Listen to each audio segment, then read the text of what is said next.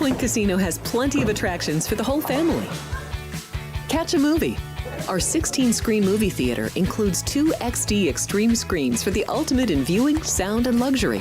After the show, treat the family to a variety of treats at our old-fashioned ice cream parlor, Kate's Corner. We scoop up a variety of creamy concoctions, including smoothies, hand-dipped cones, milkshakes, malts, sodas, and sundaes. At Kate's, there's something for everyone. And if you've still got time to spare, our bowling center might be right up your alley. Voted Best of Las Vegas, it's a great place for friends and family fun. 64 lanes, a pro shop, snack bar, and arcade. And while the kids are bowling, you can play slots and sip on a drink in the Alley Cat Lounge while overlooking the lanes. For our more serious and professional bowlers, the South Point is also home to a separate tournament bowling plaza.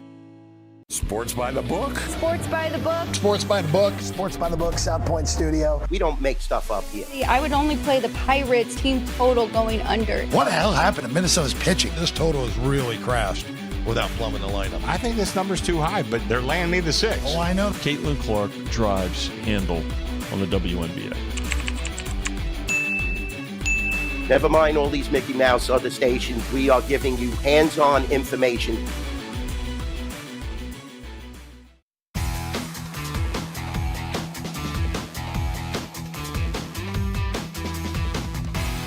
Welcome in, everybody. Happy Monday. This is Sports by the Book. As always, we are live from the South Point Hotel and Casino. A special episode today. I'm excited to break down the baseball card. Kenny White to my left. He is back in studio. Of course, we will have Dwayne Colucci check in with the bookmaker, see how things are going up at the Rampart. We'll have him in about 5 minutes. But July 28th, the last week of July, we've had the Hall of Fame game coming up this weekend. This summer feels like it's flown by. Good to see you. Are you ready for football season and for baseball playoffs? Hey, Alex. Yeah, it's good to be back, first of all. I'm excited, and it is, we're getting closer to August. I believe it's less than, well, a little over 3 weeks till college football starts. So a lot to do still, but yeah, I'm excited and glad to be back. Overall, Jeff and I have talked about this constantly, but it's been a really fun, competitive baseball season. I think on both sides with the AL and the NL, starting to see teams kind of catch the Tigers in the American League, who had a pretty good lead there. And the Toronto Blue Jays on the other side are very hot. And then the NL, of course, we got the Mets and the Phillies and the Cubs and all those teams, but it's just been a really fun baseball season. Yeah, I think there's a lot of different teams now in the mix this year than we've ever seen before. It's been a long time, so glad to see that. Cubs and Milwaukee are battling it out. We know Detroit's at the top of the standings in the American League. They've had a little bit of a drought here, but still one of the better teams. And the Toronto Blue Jays really playing great baseball at this time. The Mets, the Phillies are playing well. So all of that is exciting for baseball fans. It is a lot of fun. Of course, trade deadline coming up this week. So we'll see what teams are buyers here to try to make a push all the way to the end here for the playoffs and get the seeding and all of that. But let's check in with our friend Dwayne Colucci up at the Rampart. We're going to take a quick 1-minute break so we can check in, make sure our audio is good, but we'll be right back here on Sports by the Book. We have 11 amazing restaurants featuring a wide variety for every price range and appetite. South Point's Garden Buffet has something for everyone at unbeatable prices. Or, if hunger strikes in the middle of the night, join us at Coronado Cafe. The American menu offers breakfast, lunch, or dinner 24 hours a day, plus a Chinese kitchen for authentic Chinese dishes from 11 a.m. to 11 p.m. From steak and eggs to wonton soup, it's fast and friendly service 24/7. When you need a quick pick-me-up, you can find it at our state-of-the-art Starbucks just inside the main South Point entrance. Order ahead with the Starbucks app for easy mobile order pickups. Or enjoy your favorites in the relaxing dining area anytime, day or night. If you love Mexican food, Baja Miguel's has all of your south of the border favorites. There are dozens of classics to choose from, like fajitas, ceviche, chimichangas, tacos, and more. And for spirit lovers, Baja's colorful non-smoking tequila bar is right outside.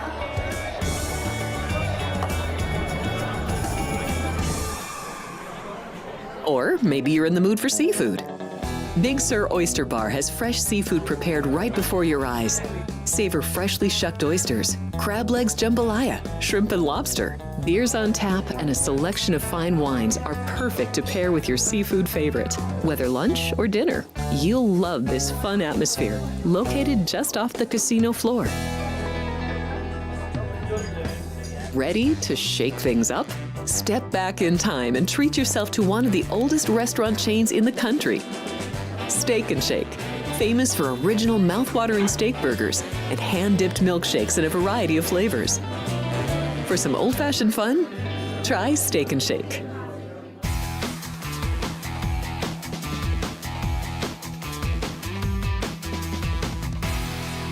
Welcome back, everybody. Sports by the Book here at the South Point Hotel and Casino. I'm Alex White alongside Kenny White for the day. We will break down the baseball card very shortly. But first, we're going to check in with Dwayne Colucci up at the Rampart, see how things are going there. Dwayne, how are you? How was your weekend?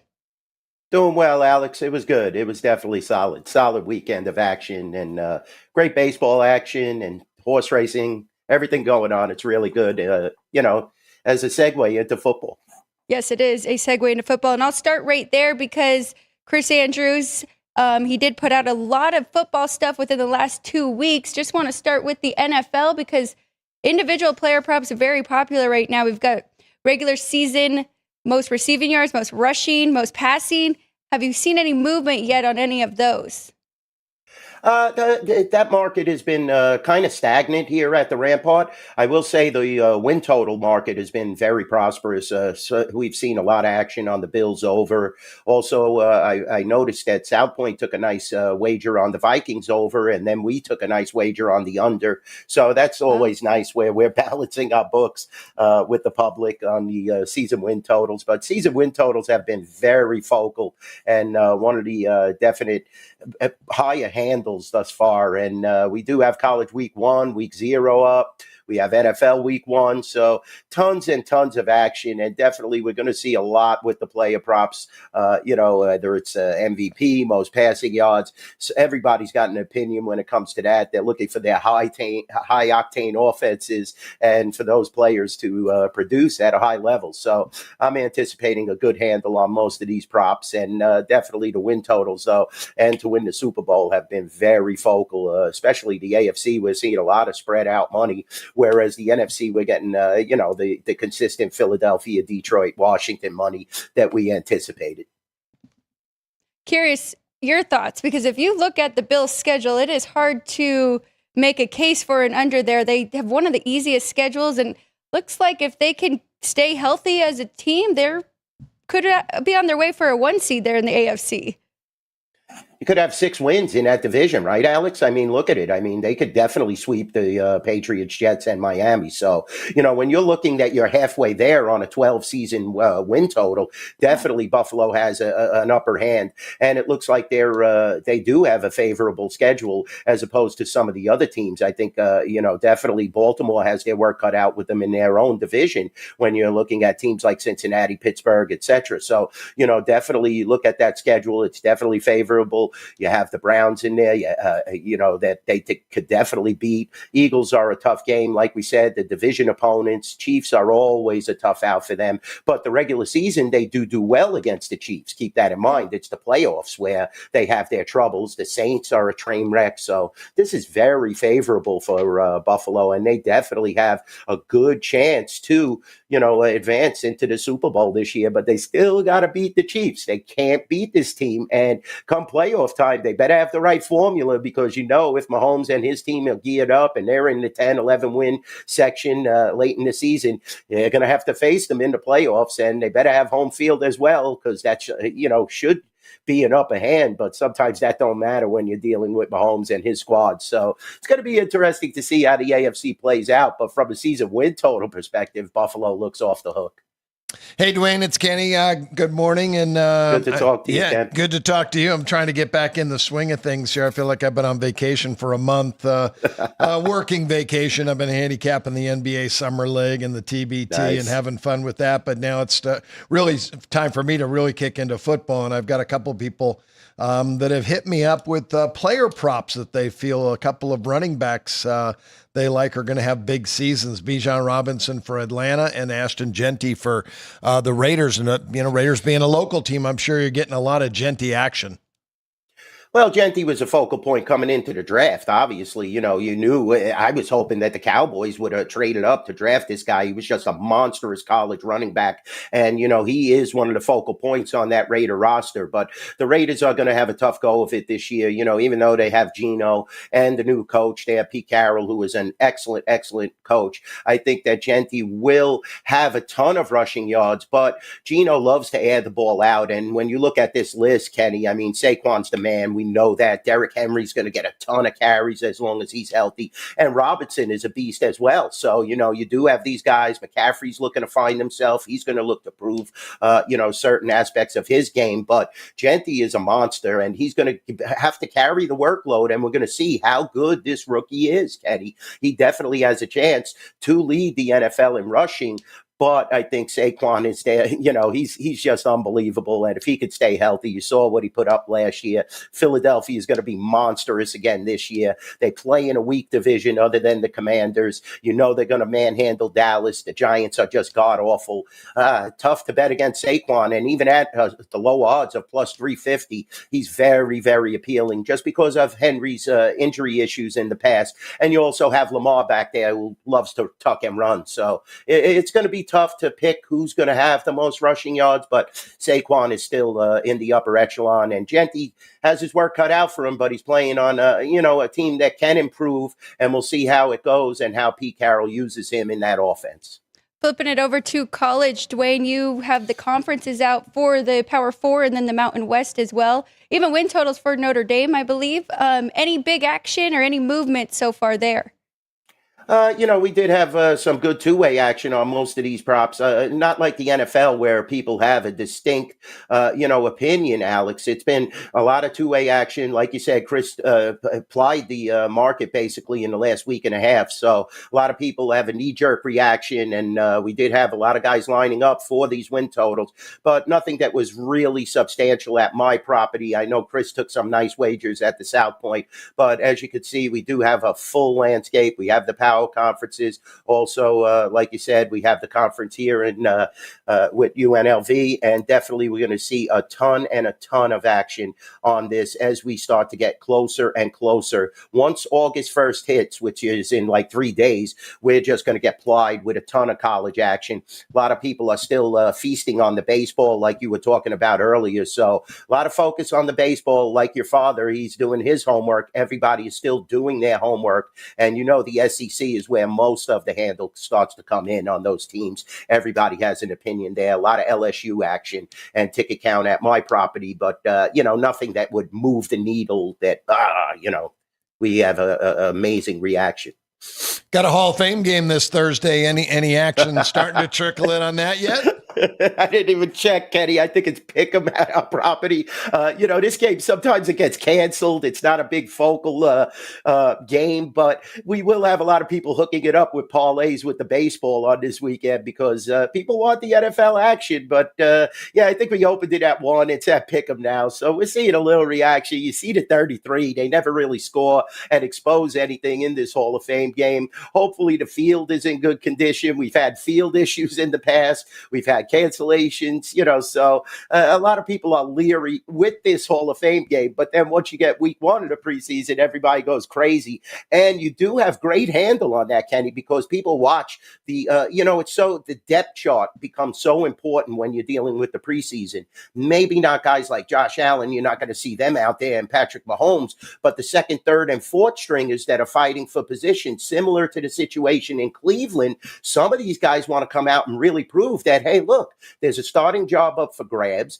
I'm Shedeur Sanders. I want to come out here and flashy and light it up. And some of these guys have a point to prove and will play well. So keep your eye on those depth charts. Keep your eye on the practice situations. Who's going to come in after the starter takes his 3 snaps and then goes back to the bench if he even does that. And I always say preseason is definitely handicapable from both the bookmaker's perspective and the consumer. So it's going to be very focal, maybe not in this game, but once week 1 of the preseason comes around, Kenny, it's going to be unbelievable. Keep your eye on those depth charts and quarterback, situations where second and third stringers are fighting for possible starting positions later in the season. And the rookies, always keep your eye on those guys, how they're flourishing or if they're not playing too well in these practices and scrimmage games.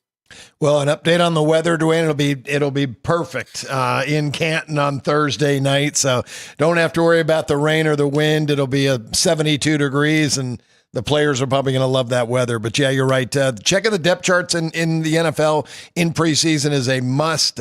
Trying to find out that information as soon as possible.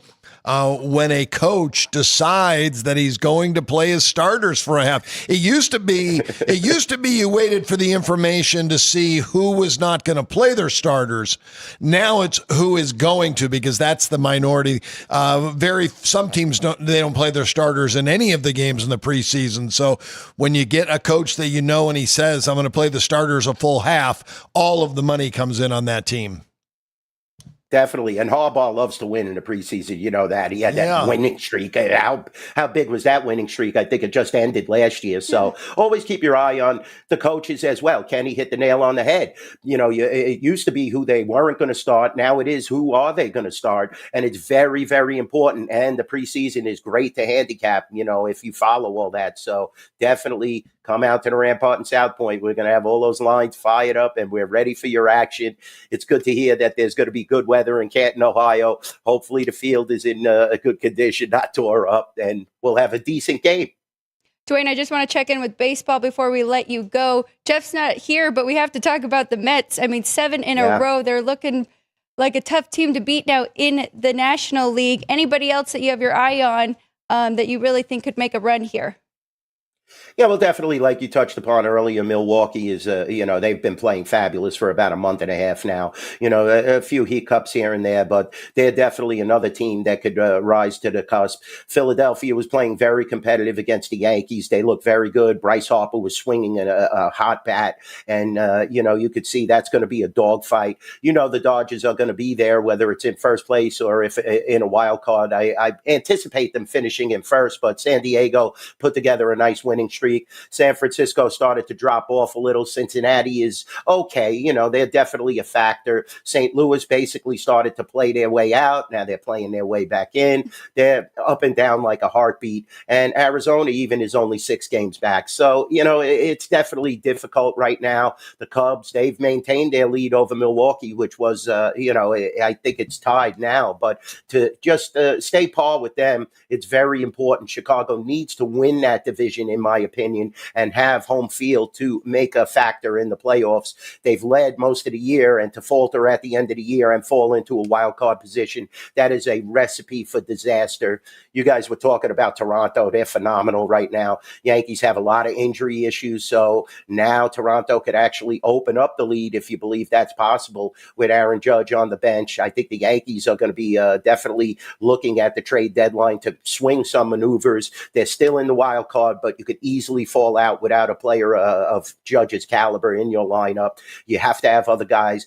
Volpe has to stand up. Goldschmidt, Stanton, these guys have to definitely play well. And their new acquisition from Colorado, he was already looked like Greg Nettles. So he made a beautiful diving play the other day. And if this kid could, this man could elevate the Yankees play and supply something without Aaron Judge in the lineup, that would be great. But, when you lose Judge, it's like if the Dodgers lost Ohtani, it changes the whole complexion of the lineup and the game. So watch the Yankees. It's going to be a tough situation right now for the next month. Hopefully Judge's injury will just be a week or two, but we'll see how it plays out. These big guys, when they get hurt, sometimes the injuries linger, and that's a major factor. I know a lot of Yankee fans are definitely holding their heads now and are a nervous wreck.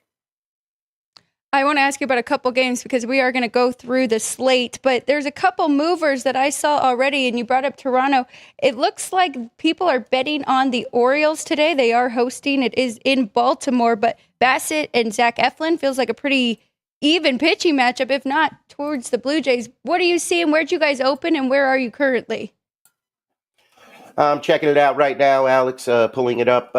We're seeing a nice ticket count naturally on the Blue Jays. I mean, the money is 5-1. The ticket count is 3-1. So -110 right now on the Blue Jays, -105 on the Orioles. But we have seen a reaction on the Blue Jays just because they're playing so fabulously. And, some of these other teams, like you said, Detroit, they've had a few hiccups now. They're actually under a 10-game lead. Toronto's been the best team in the American League for the last couple of weeks. And even before the All-Star break, they started to really heat up. That lineup is tremendous, and we're definitely seeing Toronto money. And always on the parlays, Alex, we're seeing everybody parlay Toronto to the other major teams, whether it's Houston, the Dodgers, Philadelphia, Mets. When these teams get on winning streaks, that's how you bet baseball. You start to ride it out. And with the Mets on a tremendous streak, Toronto on a great streak, these are definitely the teams that we have to overcome as bookmakers because they're on each and every parlay, even if it's the $20 and $30 consumer. If these teams continue to win, the parlays start to kick in as well as the sharp money on the straight bets. This is why baseball is definitely one of the consumer sports where I feel they do a little better than the football or the basketball. And then a head-to-head series, you brought it up, Cubs and Brewers for the NL Central. Very important series. Are you seeing anything so far, ticket count or money-wise, for this first game? Ticket count is real close, Alex. I'm looking at it right now. The money is slightly in favor of the Cubs, 2-1. We're at 115 even money on the Brewers. Cubs are a road favorite here. I like the Brewers, I'll be honest, in this situation. I think they're definitely going to be trying to prove a point at home, and this is the division. This is a great race, and this is for playoff prominence. These teams have more wins than the Dodgers now. Look at it. So do the Mets, and the Dodgers were supposed to have the gaudy win total, but it ain't playing out that way. Cubs and Milwaukee are both playing very consistent. Keep an eye on this series. I like Milwaukee in this game, though. Anytime I could get even money at home against a rival opponent in a dogfight, I like Milwaukee. But like I said, the public's backing the Cubs, and the ticket count and the parlays have been on the Cubs so far. Great pitching matchup here with Boyd and the rookie Misiorowski on the other side. Dwayne, before we let you go, he was bragging about getting a whole month off and working wherever his vacations were. When's your vacation? You looks like you're still in the office right now.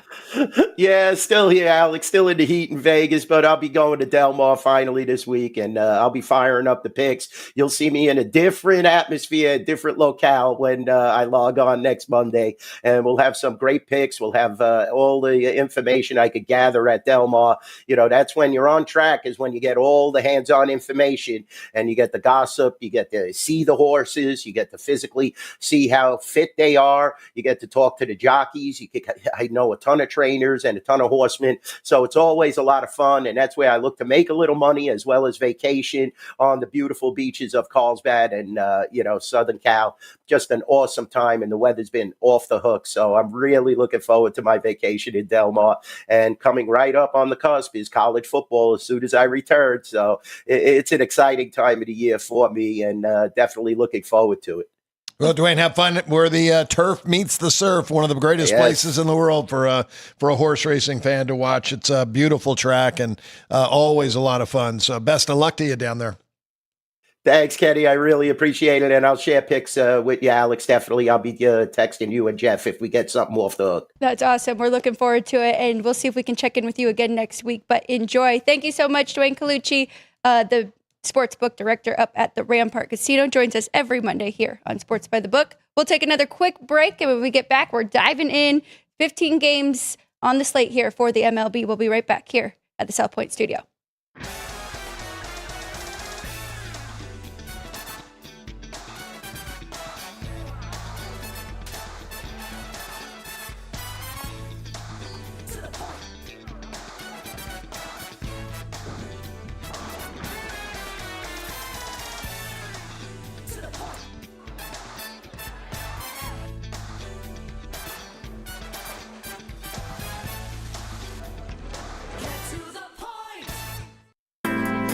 We have 11 amazing restaurants featuring a wide variety for every price range and appetite.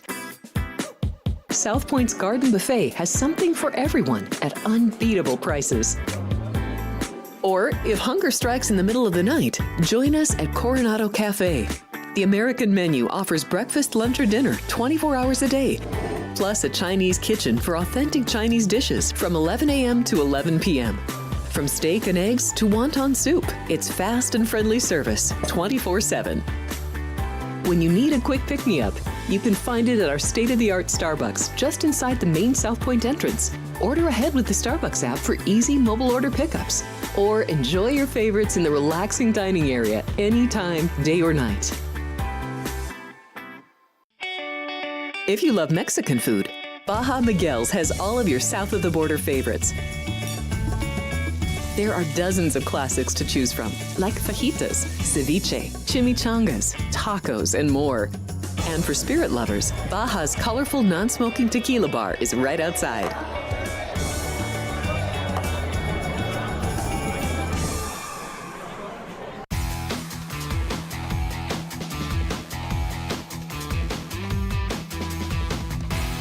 Welcome back, everybody. Sports by the Book, live from the South Point Hotel and Casino. Every day, Monday through Friday, 10 a.m. to 11 a.m.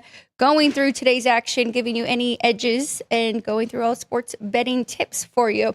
Alex White, Kenny White here. I'm excited to go through this slate. It's been a while. You really kind of kickstarted Jeff and I through the baseball season. We did a few weeks, maybe even a month, but now it's been a little bit, and it's been a tough month. Weather's changed, balls flying, unders are not hitting quite like they were. So we'll get right to it. We'll start with the first game on the board with Yamamoto pitching for the Dodgers, and a red-hot Reds team comes in here with their rookie, Chase Burns. Hasn't been quite the start like Misiorowski for Chase Burns. Curious what your number is here, and do you think Yamamoto can pitch really well, or potentially we could see some runs from both teams? As I mentioned, the Reds come into this game on a nice little 4-game winning streak, so offensively have been hitting the ball, but we know how good Yamamoto can be. We've just seen glimpses where he has been able to get hit up as well, but I think more good than bad. Yamamoto's got just such good numbers, Alex. I've got him as one of the highest rated pitchers in the game. So my number's sky high here. Dodgers 232 over the Reds and Burns. And Burns, you mentioned, coming out of Tennessee, a highly drafted kid with really good stuff, has not had a good start in the big leagues. And that's, comes down to not having that experience, and then you start to lose your confidence. So you got one guy at the top of the game and the other guy at the bottom of the game, and the Dodgers are a far better baseball team than the Cincinnati Reds are. So 232, going to be hot there, 87 degrees, very humid. I made the total 9.5 without factoring in weather. I like the Dodgers and the over here in this game. I think it's a correlated parlay.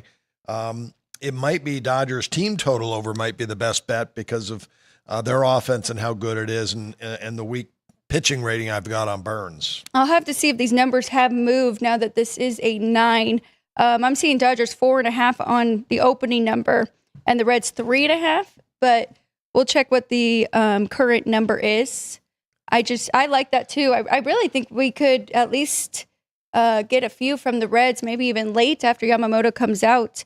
But I like the over too, because Yamamoto, we did see him go just 5 in his last start against the Twins, and then Milwaukee really got to him too. But those are really just 2 bad starts of his last 5. And 2 decent hitting teams that both are playing well right now. But I'm looking at Burns' median game is 5 innings, 5 hits, 3 runs, 2 walks, 8 strikeouts. He is striking a lot of guys out. When I look at his numbers, 35 strikeouts in 21 innings. So he's really piling up the strikeout numbers.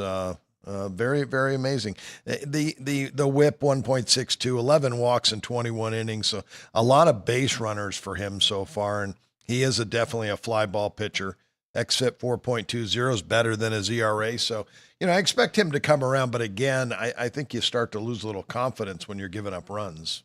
And of course, this field, right? Hitter's Park. So could definitely help with our overs there. Let's go to the Cubs and the Brewers, the series that we just talked about with Dwayne. Very important series. We can pull up the standings right here. We've got the Cubs and the Brewers tied at 62 and 31. So comfortably, one of them in that wild card spot as of right now. And it looks like the Cubbies number 1 overall in the National League. Great pitching matchup. Matthew Boyd has been fantastic, and Jacob Misiorowski in his first year in the bigs has been very good too. Anything that jumped out to you in this one? I believe these two we saw this already, or both lineups have seen these pitchers already once this year. But here we are again, Boyd and Misiorowski.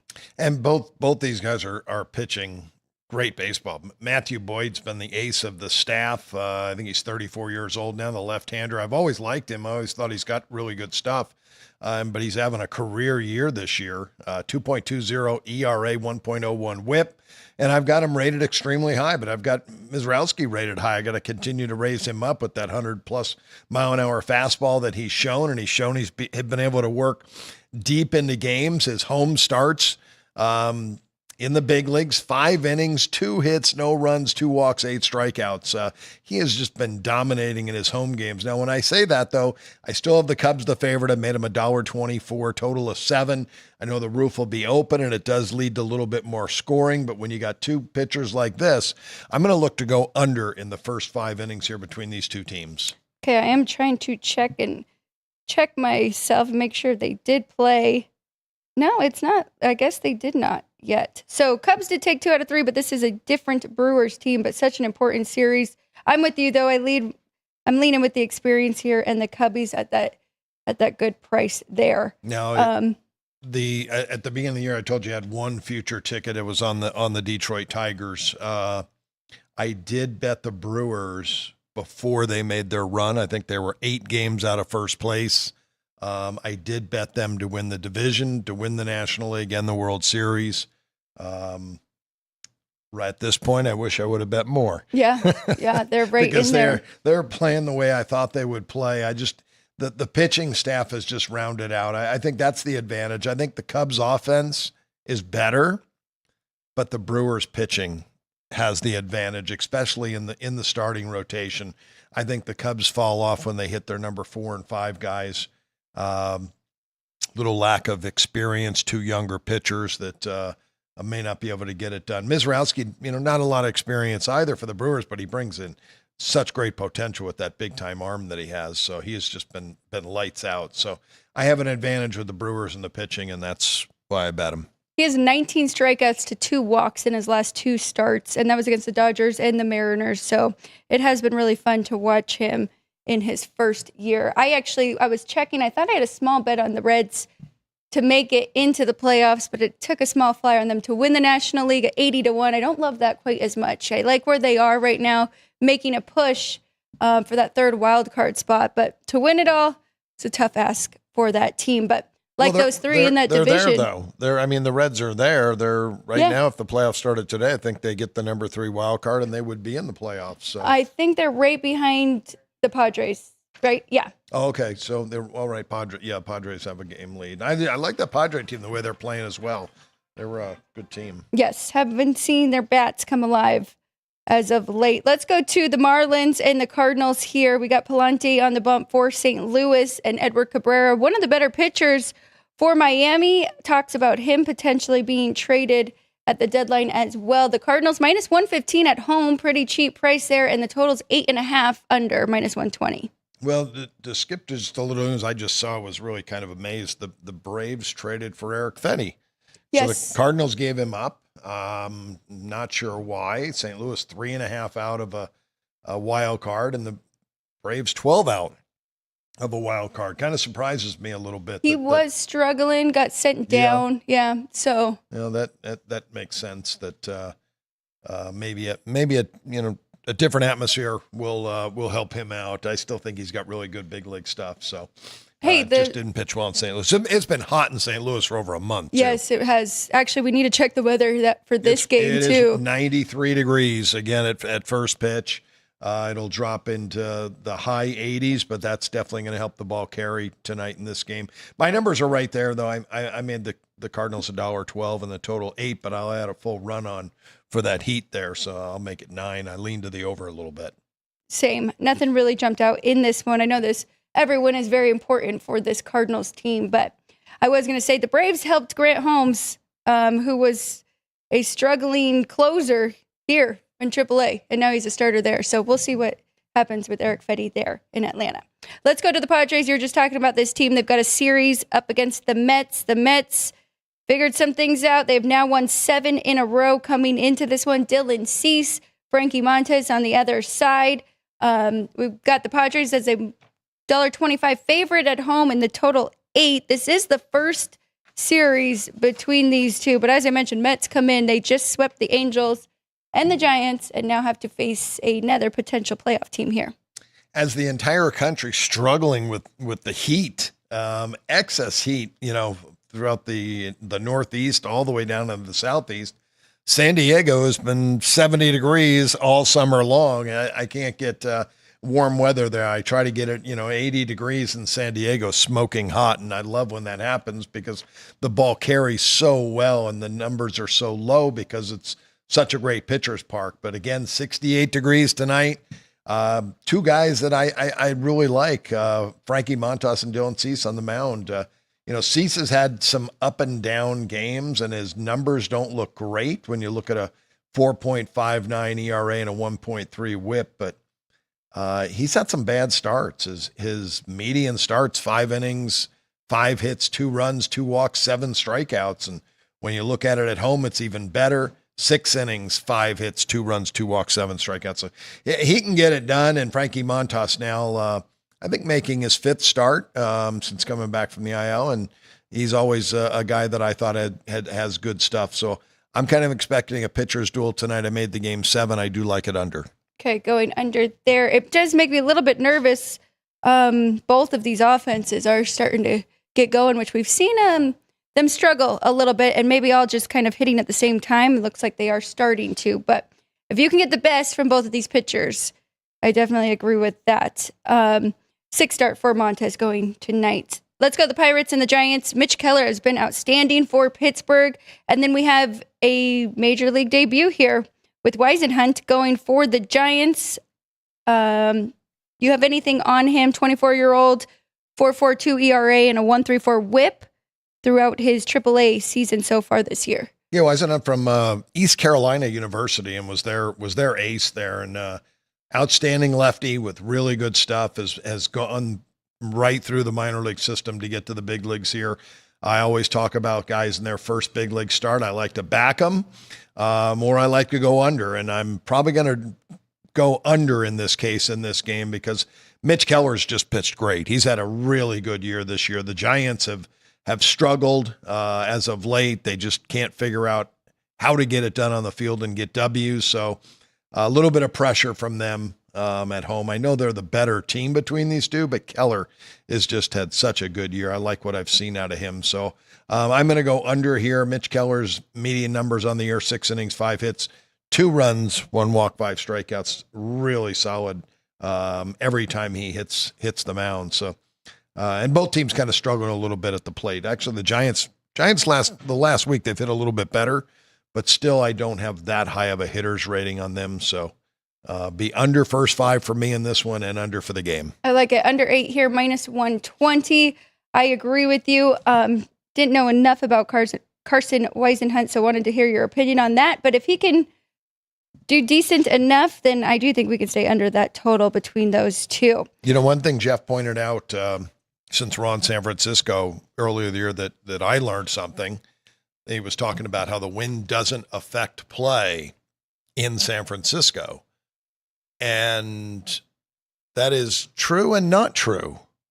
And I did some research on it. Amazing. Major League Baseball has been doing a ton of research on wind.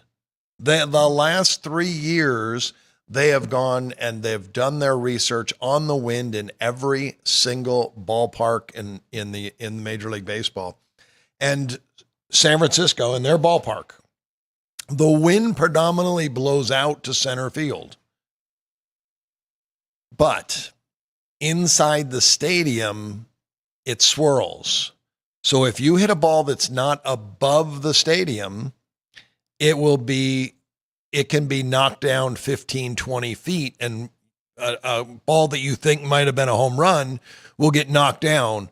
A ball that is hit higher than the stadium will catch that that wind draft and will go out of the park easily. So the thing about it is, there's been more home runs affected staying in the park than going out of the park. 2023 in San Francisco, 23 home runs were held in that would have gone out without the wind, and 16 went out because was aided by the wind that went over the fence. My surprise in this research, the one stadium that had the most wind-aided home runs was Citi Field, the New York Mets. They had the most, 28 wind-aided home runs. The ballpark that had the most home runs prevented by wind, Kansas City. 67 home runs would have been out if it wasn't for the wind, would have gone over the fence. That makes sense. That's a lot of home runs. I always thought Kansas City was a great hitter's ballpark, but in this year, actually it's a 2-year survey, 23 and 24. The last 2 years, you got a minus 65 in Kansas City. Wrigley Field second at 43, minus 43, predominantly showing the wind is blowing in more at Wrigley Field than it does blow out. Wow. Very interesting. I think we saw Juan Soto hit one up over the stadium yesterday there in San Francisco. If you get it up above the stadium, it looked like it, yeah. That wind will take it and it will go. And there's, so San Francisco in the last 2 years, wind aided home runs, 16, prevented by the wind, 23. 23. Okay. So a little bit more prevented than helps to get out of the ballpark. Yeah, pretty interesting numbers. I was surprised. Cleveland, 25 prevented, only 1 aided by the wind in Cleveland. So majority of these stadiums, more have been prevented than aided, though 2 stadiums that have had more home runs aided by the wind, which was kind of surprising to me. One, very surprising, Oakland. But they don't play there. The A's don't play there anymore. They'll be the Las Vegas A's. But they had 21 home runs added by the wind, 9 prevented. The Boston Red Sox, Fenway Park, always one of my favorites because it's an old-time stadium, so the wind does gust through there.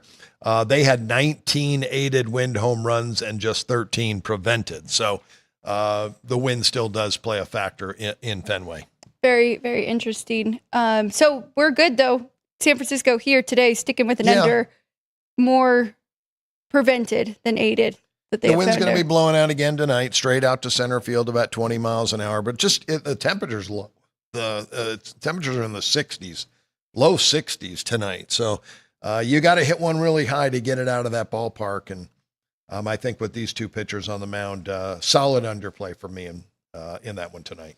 Let's go to the American League matchups here. Let's start with the red-hot Toronto Blue Jays, now number 1 in the American League. Chris Bassett on the bump and Zach Eflin on the other side for the Orioles. It really looks like it's just been a little bit of movement every which way. I think people just took a plus price with the Orioles, but right here, as Dwayne went through with us, minus 110 on the Blue Jays. He said a lot of tickets on the Blue Jays, and the total 9.5. Anything jump out to you with this matchup here? Well, Toronto's they're playing such great baseball. I have a play on them tonight. Yes, I do, because Bassett has been really good. The offense is just swinging it. Their bullpen has been tremendous, this Toronto team. I missed out. If there was another team I would have taken a shot at a couple weeks ago, it would have been the Blue Jays. I really like the lineup that they run out there every day. I like the leadoff hitter, the center fielder, Luke Springer's still an outstanding offensive player. Guerrero, Bichette, Barger. This lineup's really good even down to the bottom. So a lot of good left-handed bats as well. So they do hit right-handed pitching extremely well, and that's kind of why I got to play here tonight. I made the Blue Jays $1.45. It's going to be very, very hot there tonight. 95 degrees first pitch, down to 90. So throughout the game it'll be warm. I made this total 9 without any aid of the weather. I'm going to push it up to 10. And if I can probably try to find a 9 over 25 if I can, and may make a parlay there with the Blue Jays to the over. It's correlated for sure.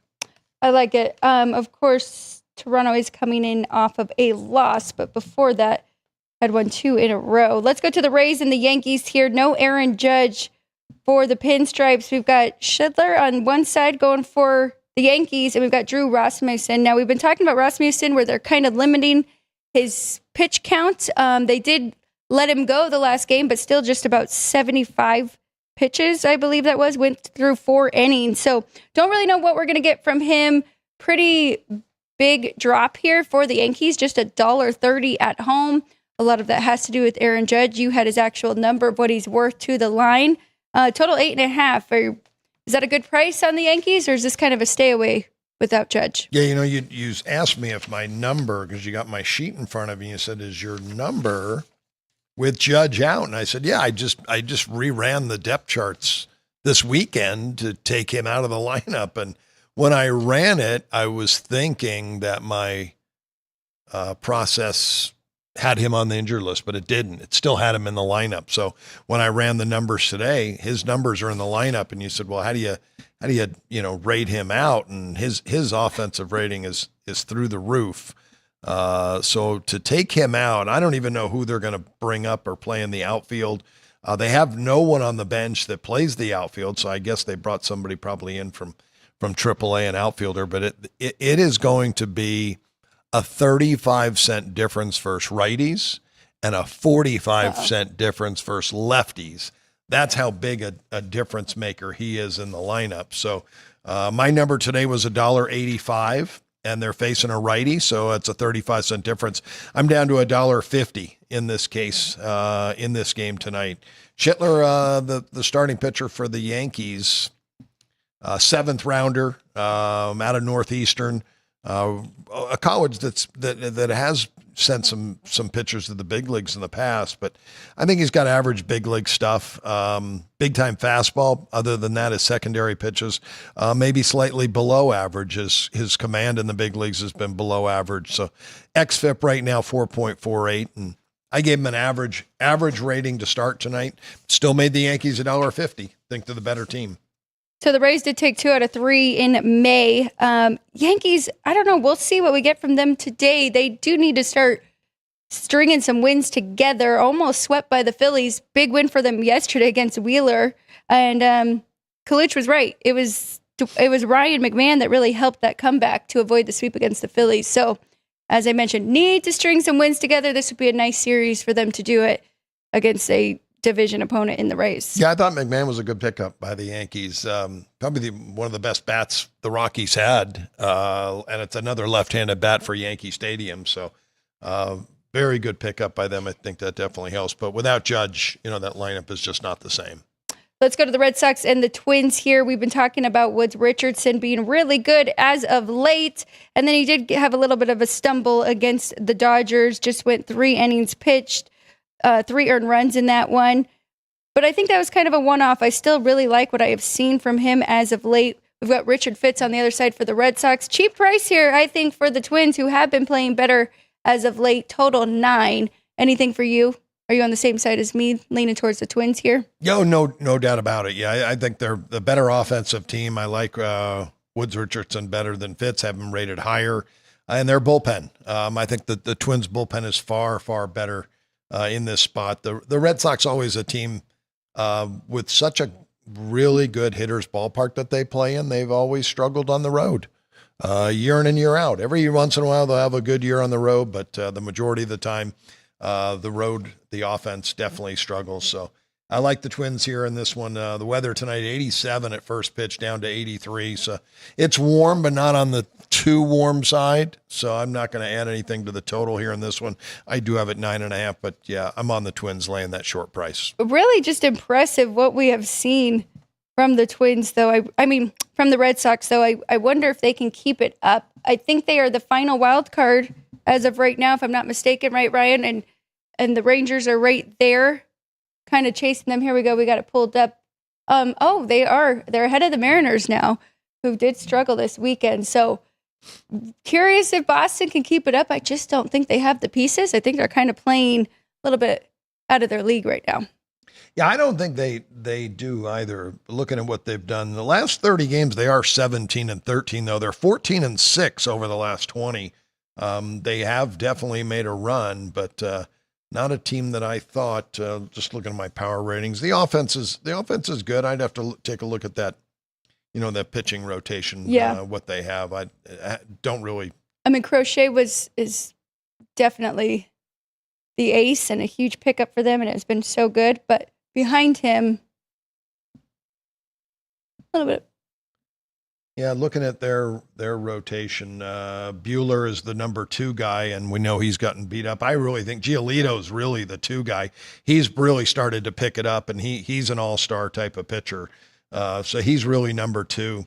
But Buehler, Fitz, and Bayo's really struggled this year, and I like him. He's got really good stuff too, but he has struggled. So their pitching staff is going to be very, very inconsistent. Yeah, that does seem to be the problem there, but both of us like the Twins today. Simeon Woods Richardson going against Fitz on the other side. I think that's a pretty good price there, minus 110. Let's go the Rangers and the Angels. The Rangers have won 8 out of 9 in the second half since coming back from the All-Star break. Jacob deGrom on the bump, and it is a big price you have to play if you like the Rangers. Minus 190 over the Angels.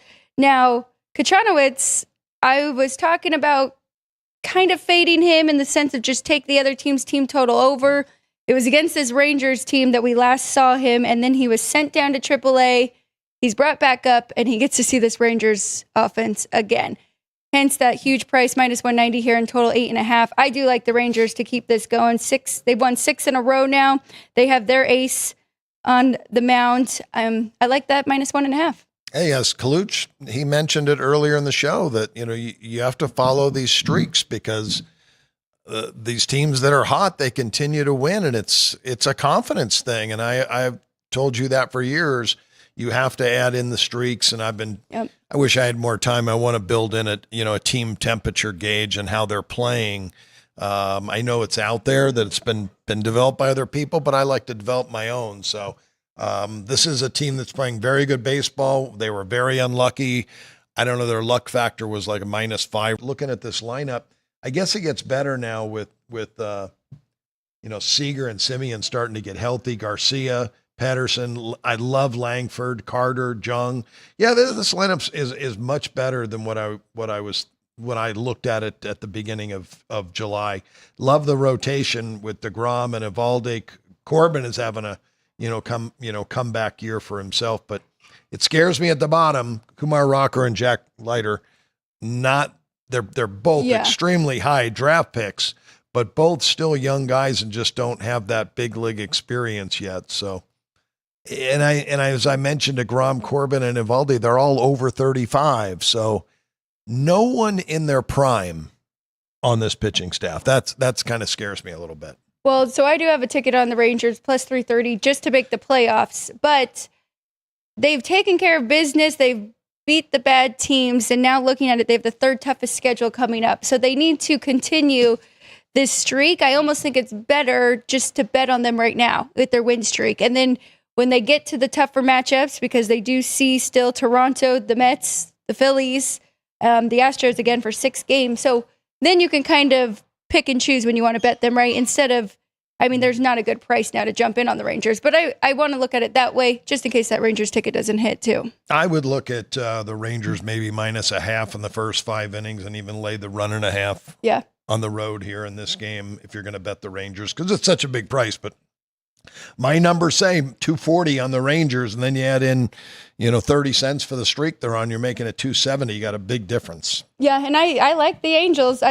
Mike Trout is playing very well and kind of has this team playing with a lot of energy, but I just, with this pitcher and in Jack Kachanowicz, I don't trust them here. So no, he's had a really rough year.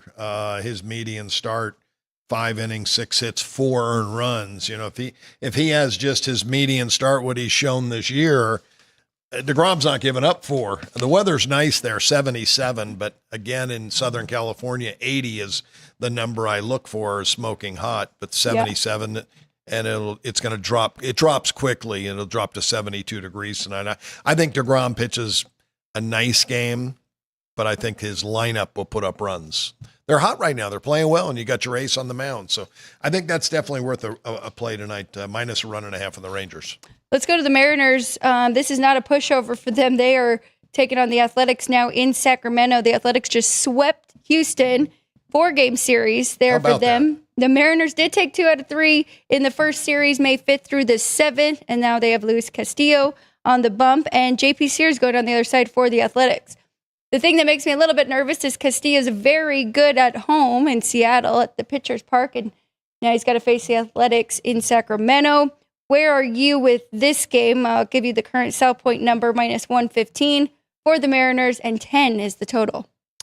Yeah, I made the Mariners $1.45, 9.5 the total. It's going to be 86 at first pitch and drop to 75 by the end of the game. So it is going to drop quickly. If you think you can get some runs early, that would be, if you like it over, if you like that ballpark, you need to get runs early in that game to get it over. So,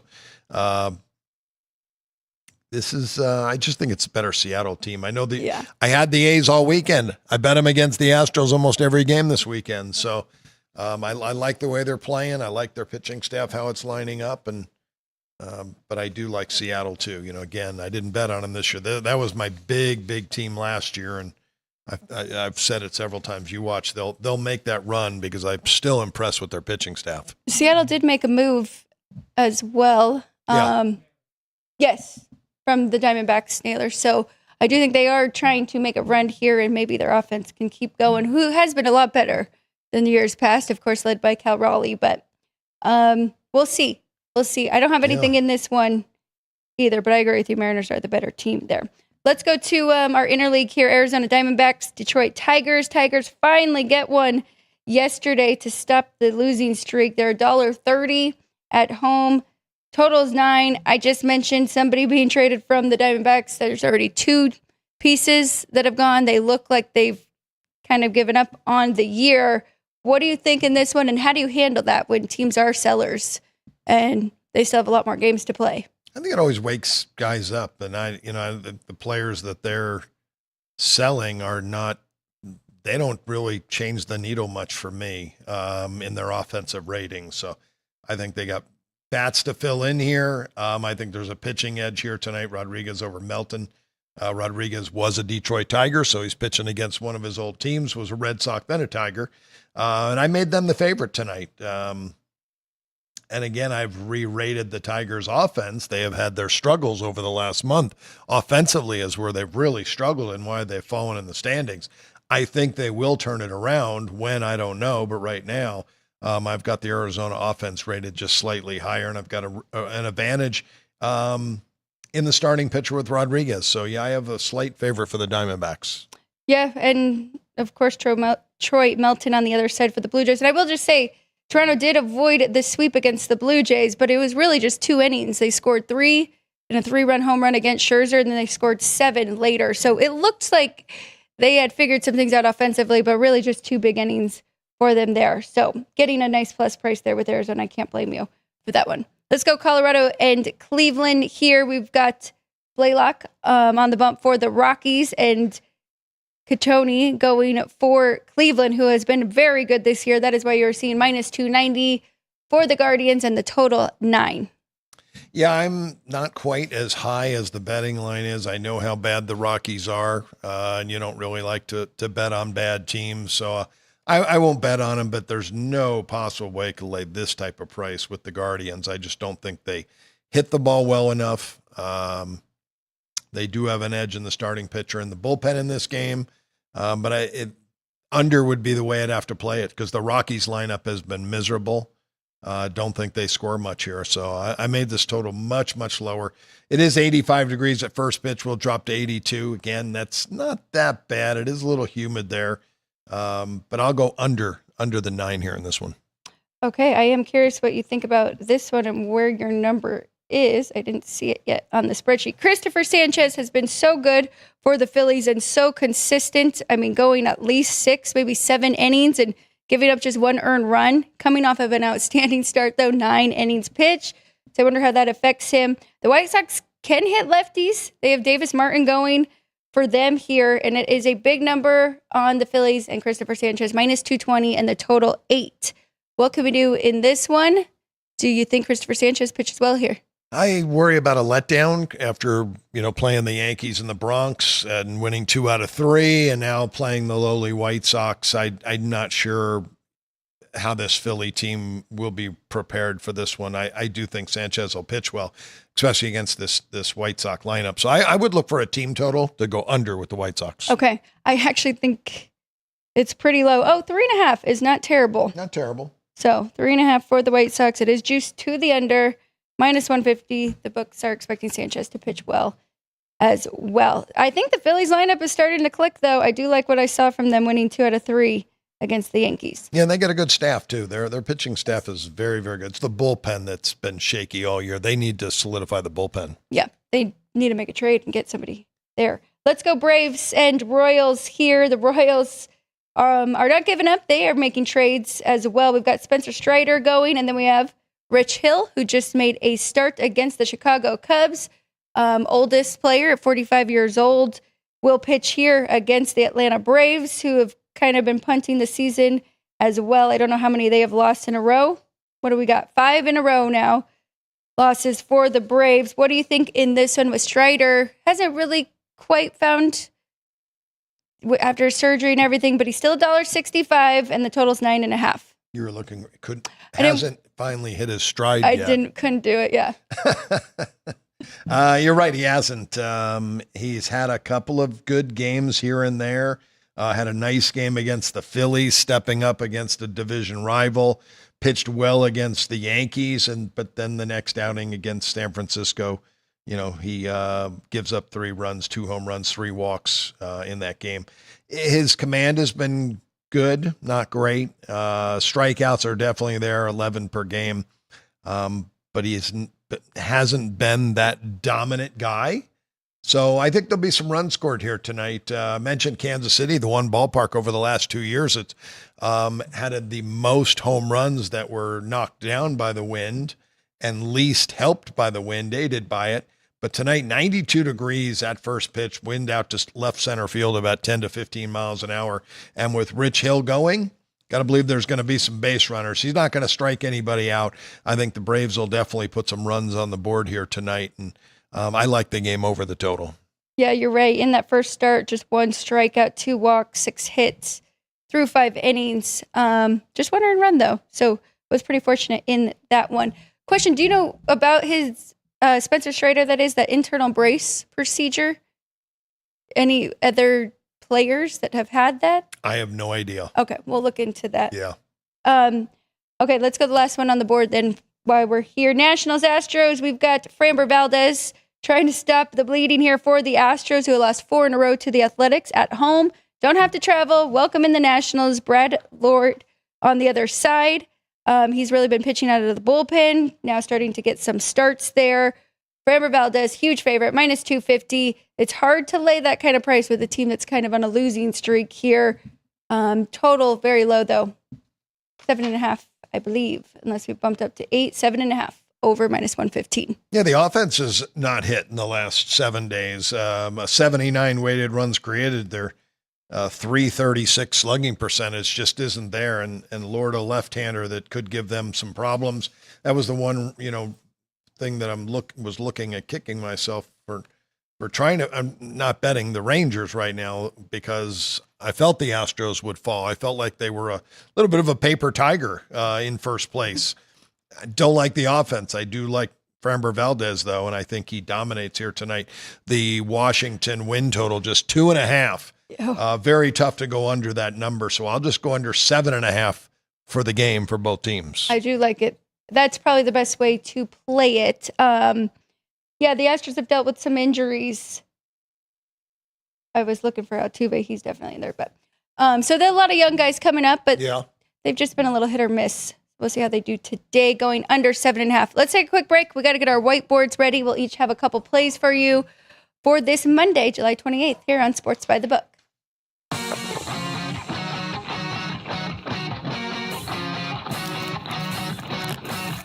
Once you've satisfied your hunger, get ready for more of the hottest casino games in Vegas.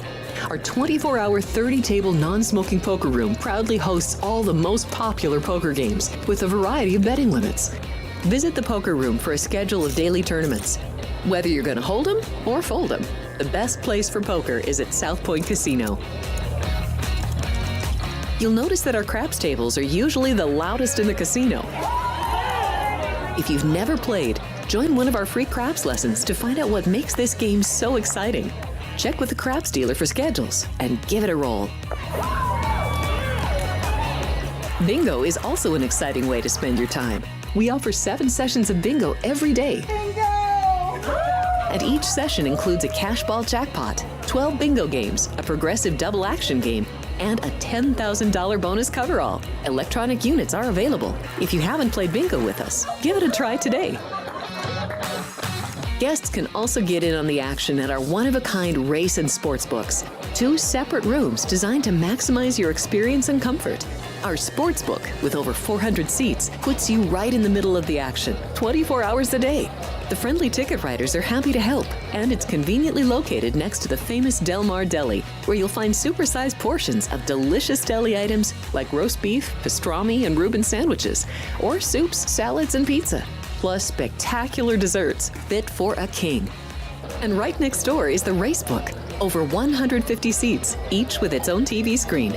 There are 16 interactive player terminals, so you can bet right from your seat.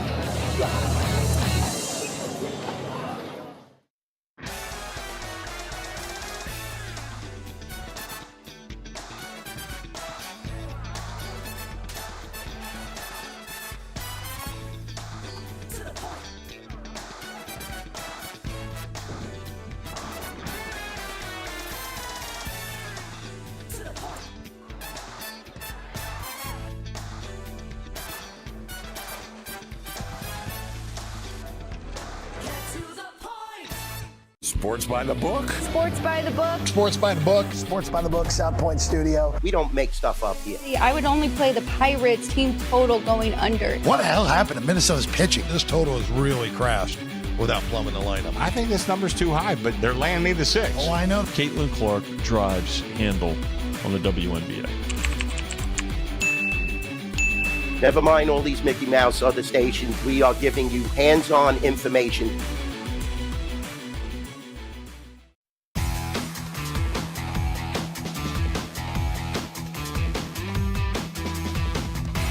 Welcome back, everybody. Thanks for joining us here, Sports by the Book. Please hit that subscribe button. Monday through Friday, 10 a.m. to 11 a.m., going through all of the day's sports betting action. And then Jeff and I are doing previews for the NFL season. We're about halfway done, so go check those out. Talking about win totals, division odds, conference odds, things that we like looking forward to the 2025 NFL season.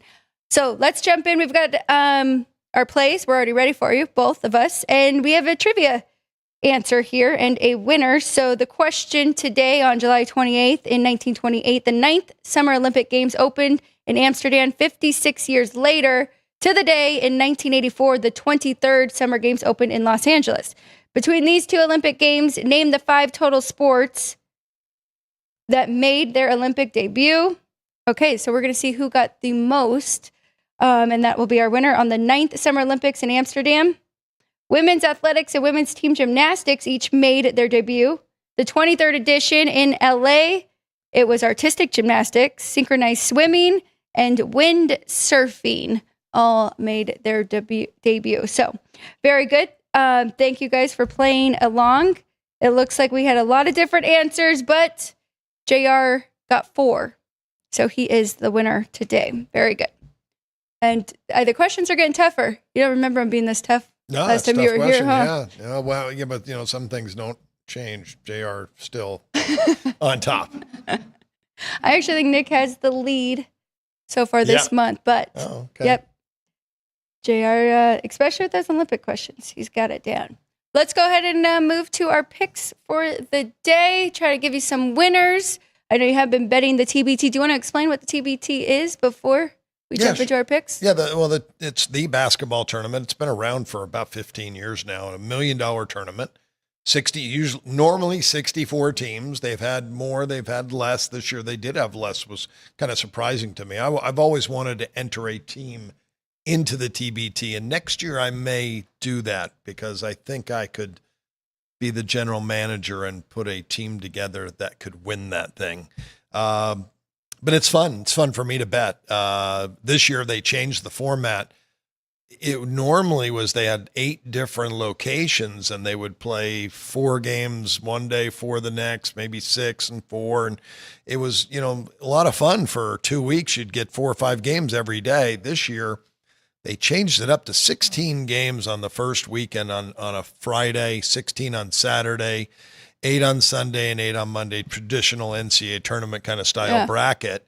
And now we're down to the final 6 teams. They had 2 games last night. 2 teams move on to the final 4. We are D3, all Division III players. They've made their best run. And a team called the Aftershocks, which is Wichita State's alumni team. And that's why I kind of like it. It's a lot of alumni teams that play. And there's a lot are playing for some good charities too. So tonight, Sideline Cancer is playing in this, and they've been around since it started, playing a team named Eberline Drive. And Eberline Drive is a big one that I believe that's where the biggest 3-on-3 tournament started, Eberline Drive.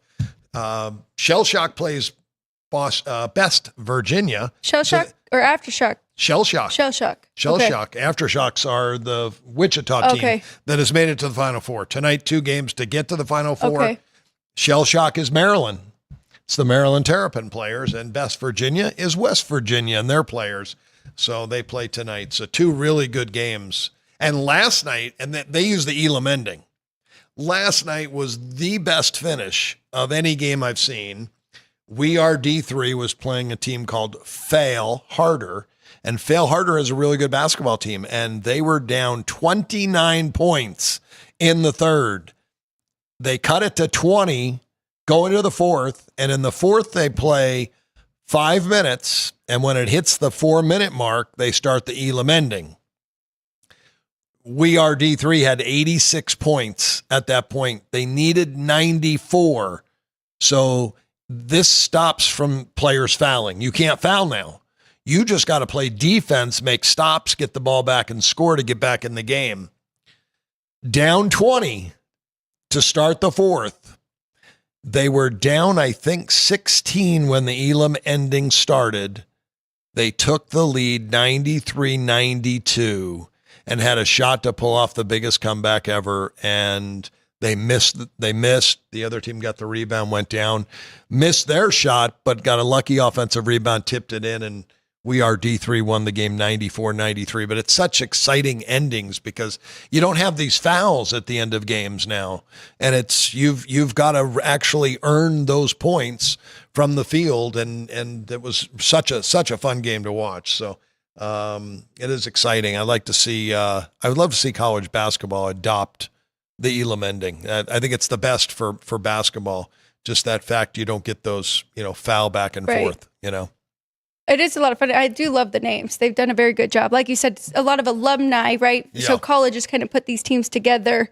I did see one of the Boone brothers on one of those rosters as we were going through it. So that's what you were talking, right? You were thinking for like a UNLV. Yeah, I want to put together a UNLV alumni team. I think I could put one together that a lot of these guys that are playing in this are playing overseas. And I'm amazed how many overseas basketball leagues there are now. So my challenge is, finding out which ones are the best overseas leagues and, finding players that do well in those leagues and play. But it's still the guys who do best in this are the guys that have played in the NBA G League, because that is a step up from college. Yeah. You're stepping up from the college level to the G League where you're all professional to the NBA. So, and my biggest challenge, maybe there's a lot of guys playing in this that are between 35 and 40 years old. I got to know if they're in shape or not a lot of times at that age, so that's always a concern, but it's a fun league for me to handicap. I've been handicapping it for about 6-7 years now. Well, let's get into it. We'll start right there with our whiteboard plays of the day. So I'll let you start because you do have a TBT play on your board, and then you can give out your baseball plays as well. Yeah, I put that at the bottom, but I am on Best Virginia tonight. I made them the favorite. I think that they're the better team, and they're playing at home. If you look at the betting board, it's going to look like they're the visitor, but they're not. They will be playing it they're on their home court, so that'll be a big one. Aftershocks played on their home court last night, and they got the W against a team called Heartfire, who's been a really good team. All these teams that are left are really good teams. But Best Virginia tonight plus 1.5. I think they should be the favorite. The baseball betting board, I'm going to throw a couple parlays out for you today. Dodgers minus the 60 and over 9 tonight, hot in Cincinnati. And I think that the Dodgers get to Chase Burns and put up a big number. Cubs Brewers, I love under 8. Great pitching duel. A big game for both teams. Like the Blue Jays, going to continue on with them. Love this lineup right now. They're putting runs up. Very hot in Baltimore. They should get their share of runs here. So Blue Jays to the over parlay. Twins minus a dime at home. And then the Rockies Guardians under the 9 in that one tonight. Couple that I really thought about that were on my sheet over here, but I just landed on these 3. But I do like the Cubs and the Brewers under. That was one that really jumped out to me. Blue Jays, I'm going to continue with their hot streak as well, minus 110. I'm going to lay the run line with the Rangers and DeGrom on the bump, minus 125 against the Angels. And then I'm going Nats and Astros under 7.5 full game. Really don't trust either offense. And Framber Valdez has been outstanding at home so far this year. So that's it for us. That is our plays on this Monday. Thanks, everybody, for joining us. If you are watching live, thank you for jumping in the chat and playing along with our trivia. It's always a lot of fun for us. Remember, 5 days a week, Monday through Friday, 10 a.m. to 11 a.m. And check out our pre-recorded videos for the NFL. For the crew, thank you, everybody, so much. For Kenny White, I'm Alex White. This is Sports by the Book. We are live from the South Point Hotel and Casino. We'll see you again tomorrow.